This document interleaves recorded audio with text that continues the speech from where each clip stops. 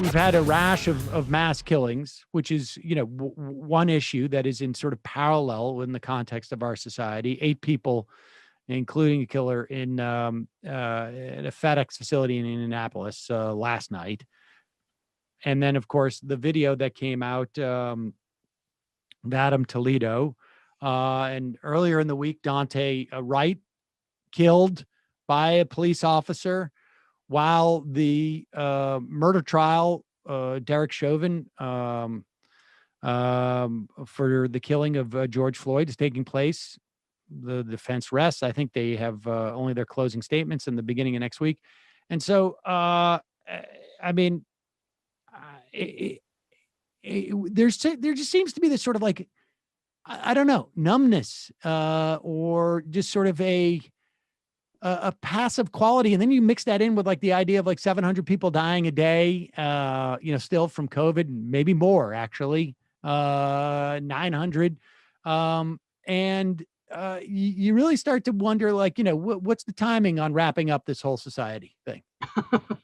Well, that's a good way of putting it. I mean, it is numb, where it's as if we treat these things as an ongoing rolling set of natural disasters, rather than things that are actually within our grasp to deal with. I mean, the COVID crisis, of course, is a natural disaster, but we developed methods of dealing with it, which for some reason we just can't seem to really wrap our minds around among a lot of Americans. They just don't want to accept that you have to do certain things, even though we've got this cure or this prevention that's unfolding rapidly with the vaccines. They still can't wrap their minds around the fact that we still have to kind of be careful for a while. So we've got surges happening all over the country, and that's one thing. But gun violence, this is an ongoing disaster that we could fix with policing and with the mass shootings that we have. I mean, these are not things that we can't deal with. No other country in the world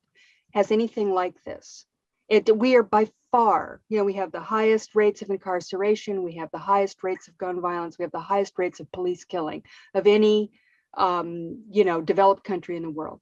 And it's unbelievable to me that we still, a lot of people on Twitter today are putting out, gee, in Texas, for instance, there was one case of potential voter fraud, and they raced to go and stop, any possibility that anybody could ever commit voter fraud in the future, and it designed to suppress the vote. But, gun violence, it's just, we shrug our shoulders. With policing, I was listening to what you said earlier about the idea of traffic stops. And, I think that we're starting to see, this may be a little bit of good news on that front, which is that I think we're starting to see some creative thinking in terms of how to deal with policing. And one of the things is that they're doing some experiments with not having police do traffic control. That's just not going to be their job. It'll be somebody else. And so when there's a traffic stop, there's no chance you're going to get arrested, right? It's not, nobody's going to, take you in. For 99% of the time, people will pull over if the traffic cop or traffic, I don't know what they'll call them, the traffic controller stops you and gives you a ticket, or they just record your license plate, send you the ticket. You can, protest it in some other way, online or something like that, whatever the plan is. That would take, a bunch of these confrontations out of circulation. You just wouldn't have that if you don't have armed, stormtroopers coming up to the car and suddenly seeing that, oh my God, there's a danger here, and using this pretextual thing where they take it, they just use the traffic stop as an excuse to stop somebody and rouse them, which is essentially what these traffic stops for driving while black are. There's just, we see a black guy in a car and I didn't like the cut of his jib, so I pulled him over for an expired tag or whatever it was. So that's one thing. And then there's the idea that instead of having police respond to issues with mental health, where someone's having an episode of some sort, and you send out mental health workers instead. And they're doing that in Denver, and it's working great. I mean, really great, because cops are not prepared to deal with that, and they're not good at dealing with it, really. I mean, that just isn't something they know how to do, and I don't really think they have the temperament for it. That's just not the kind of thing that I think that's, I mean, Yes, I think that and we could probably argue about which one of those three elements, right? They're not geared towards, they're not trained for it, or they don't have a temperament. The type of person who, broadly speaking, not all cops, probably, uh, you know, you're you're attracted to certain professions because you have a certain personality type, and then you mix that in with a certain percentage of these people who have deeply held racist beliefs, or they, whatever, they come from outside in the suburbs and they don't like, they have a mentality like they're going to war. And when you have a mentality that you're going to war, your fingers on that trigger, and or you demand compliance, or whatever like it feels like, the idea of training racism out of cops is not going to happen, or it's just not a good strategy. Like, you need to basically prevent them from certain contacts they have with people, and I think, like, continue to narrow and narrow and narrow the contexts in which they are deployed.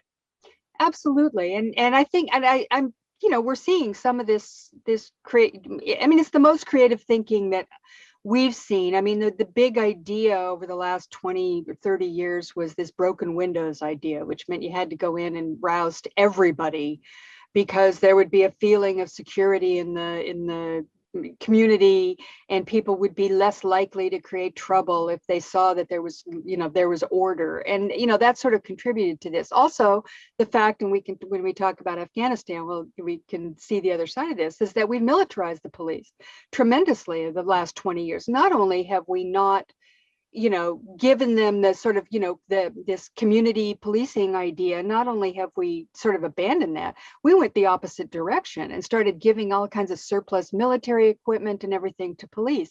And part of this too is just this attitude. And I talked about this a bit in my piece this morning, because I was talking about tasers, which I've written a lot about over the years. And so for Salon, I talked about this because the issue of the police officer, Kim Potter, up in Minnesota, thinking that she was grabbing her taser, and she allegedly accidentally grabbed her gun. It's not the first time that's happened. It's happened, they figure, at least 20 times, where a cop says that the reason they shot someone is because they thought they'd grabbed their taser. There's been a lot of research on this. And one of the things I found out that was interesting that I didn't know before is that they actually designed the taser to be like a gun because that's what police wanted. Now, that's ridiculous, because you wouldn't have to have a taser that looks like a gun. There are a million ways you could deploy a device like that. Somebody said like a flashlight that had you used your thumb instead of the like a trigger finger, something, so that there's just no concept of mistaking it. But the cops like it because, of course, it's an intimidation factor partially, right? You point that thing at somebody, it's a scary thing. To have anything that looks like a gun pointed at you. And this is the point I'm getting at, is that a lot of this is just about, coercive compliance. No questions asked. A cop pulls you over. You don't have a right to say anything, do anything, or make a mistake, because they are loaded for bear from the minute that you have any contact with them. I mean, and I can't even imagine what it's like to be a young Black guy. I mean, my God, it must be terrifying to be in the presence of a cop who's sitting there, hey, dude, tell me what's going on here. And I mean, even I am terrified in front of a cop, and I'm the last person on earth that should be, but I don't know. I've had some real attitude from police at different times. It's not like they're all nice to anybody. And it's because of this attitude of this dominance thing, where they are trained in a sort of a military fashion to come in and dominate every session. And they're standing there armed like RoboCops with a taser on one hip and a gun on the other. And they're looking at people. And, if you're a young Black guy and they're already in that mode, just like the lieutenant that was pulled over the other day in Virginia, or I guess it was a couple months ago, but the video just came out, where he put his hands out the window and he's going, I'm afraid to get out of the car. Listen to me. I mean, he was very coherent, very, logical in what he was saying. He said, look, I'm afraid to get out of the car. I totally could understand that. I could see it in his Absolutely. face, the way they were talking to him, that dominance thing. You're going to ride the lightning, that kind of stuff. I mean, this is an attitude among American police that has got to change. And you're right, you can't take the racism out, but you can certainly change the idea that it's okay to talk to people that way. I'm not even convinced that you can do that. I mean, I think you can try, but I just think that the answer is to continually whittle down their mandate, their portfolio. They have a much narrower situation. There is no reason to be going like that video of, like you said, of the guy in the National Guard. There's no reason to be coming up to that car with your guns out. There's absolutely no reason for you even to be going to that car. And they shouldn't do it. You see it's these fishing expeditions, right? And they go in and they're like, but these fishing expeditions are dangerous. Well, then don't go on them, because there's no evidence that it's actually doing any benefit to society. And so much of it is generating, money for small towns or for, jurisdictions. And there is a feedback loop within these organizations that as they get more, they get bigger, and as they get bigger, they want more, and you need to shrink them. You need to shrink them. And if you have other issues within a society, then you use the money that you get from shrinking those budgets and those entities, and you pour it into those other things to deal with those same issues. So, if cops are going out to deal with homeless people, well, cut the mandate of the cops, save the money. And, in Austin, they're doing that now. Actually, they buy a hotel and they house people. I mean, there's, because the way that we're doing it is it's simply not working. And, it is maintaining this inequity in society that is, I agree with you. I told this story many times about, and I won't go into it again, but just, when I was out as an actor in LA, I met a guy, long story short, he had a Range Rover, and he had been pulled over in the past, 4 weeks, like a half a dozen times. And he had called the police department and said, hey, I own this car. I keep getting pulled over. Is there some type of sticker I can get that will signify? And the guy he spoke to said, are you black? And he's like, yes. And he goes, yeah, I'm sorry, there's really nothing I can do about it. That's outrageous. And it's, I mean, I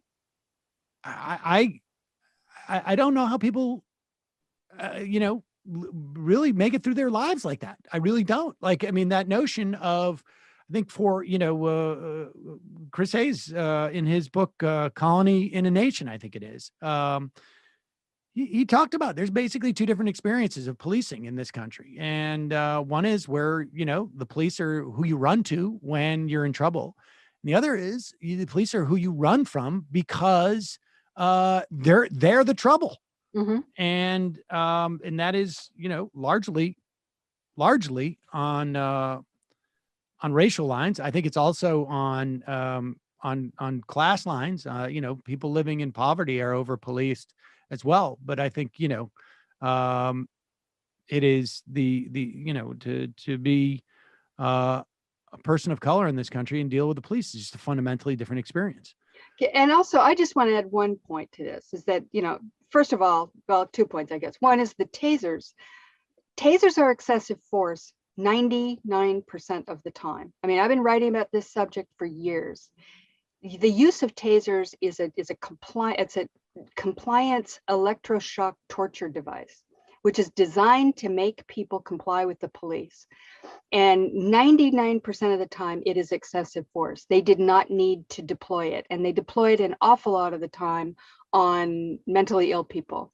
And people die from tasers. There's been hundreds of cases of people dying from them. They're used willy-nilly, and that should stop too. You hate to sort of bring that up in the middle of an epidemic of police shootings, because you figure, well, tasers are better than that. At least you can live through it. And I realize that. But it's really no different than if cops were beating people over the head with batons, because it is excessive force. It is a torture device, and that there has to be a reevaluation of how I'm not saying they shouldn't carry them, but there should be, like the woman, I think, up in Minnesota, the police officer up there, she had no reason to use her taser on Dante, right? Much less shoot him with her gun. There was no reason to taser him. It was a traffic stop. She could have let him go. But that instant sort of agitation and reaction, I have to subdue this subject right now. And the second thing is that, there's also guns in this country. The fact that there are so many guns, and I'm not defending the police here, but I will say that there are a lot of people with guns in this country. And if we could deal with that gun problem, which God knows, it just seems so intractable. I don't even, I feel like we're just, speaking into the void here. But if we had fewer guns in our country, there would probably be fewer shootings from anybody, including the police. And, this is just one of those things that, we can't confront, because we have a whole bunch of people who are just determined that they need to have their toys, and there's no way that we're going to be allowed to control that. And it's outrageous, and it's different for us than it is with anyone else, any other developed country. And I just don't know what will change it. I mean, shooting people, mass shootings of tiny children doesn't change it. Mass shootings of country music stars, hundreds of people shot, doesn't do anything. So I don't know what it will take. And it's intensely frustrating that we just look at this stuff and go, well, gee, I really hope it works out, because that seems to be where we're at. And it's just awful.